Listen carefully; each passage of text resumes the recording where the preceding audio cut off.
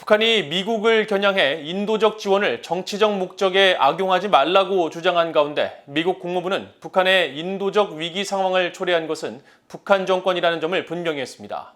북한 정권이 국경 봉쇄로 국제사회 원조를 막는 등 민생을 돌보지 않고 있다는 지적입니다. 김영규 기자가 보도합니다. 미국 국무부가 북한의 인권 상황에 대해 여전히 우려하고 있다고 밝혔습니다.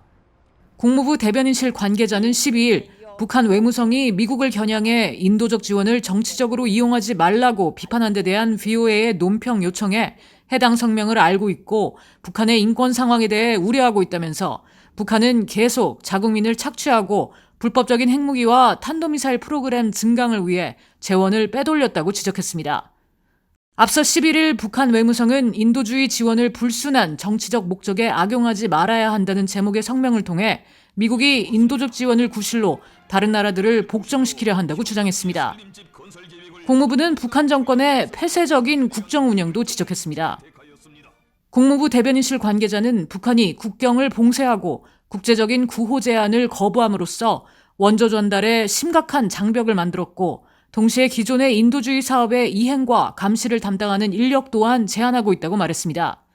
실제로 북한은 전 세계 194개 세계보건기구 WHO 가입국 중 자국민에게 백신 접종을 시작하지 못한 5개 나라 중 한 곳으로 신종 코로나 바이러스 백신을 공동 구매하고 배분하는 국제 프로젝트 코백스 퍼실리티에 백신 공급을 요청했지만 이를 위한 행정 절차 7개 가운데 2개만 완료한 것으로 알려졌습니다.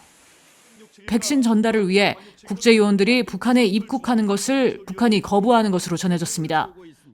국무부는 지난 6일에도 북한 관영 매체가 연일 식량난을 보도하는 등 대대적으로 식량 위기를 호소하는 데 대해 재원을 빼돌리고 외부 지원을 거부한 건 북한 정권이라며 북한의 폐쇄적 국정 운영과 자원 배분 실패 책임을 상기시켰습니다.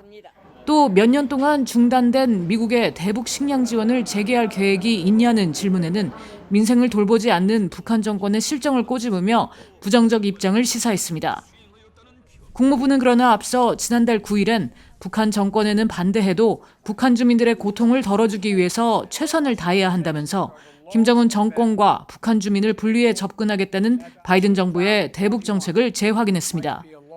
VOA 뉴스 김현규입니다.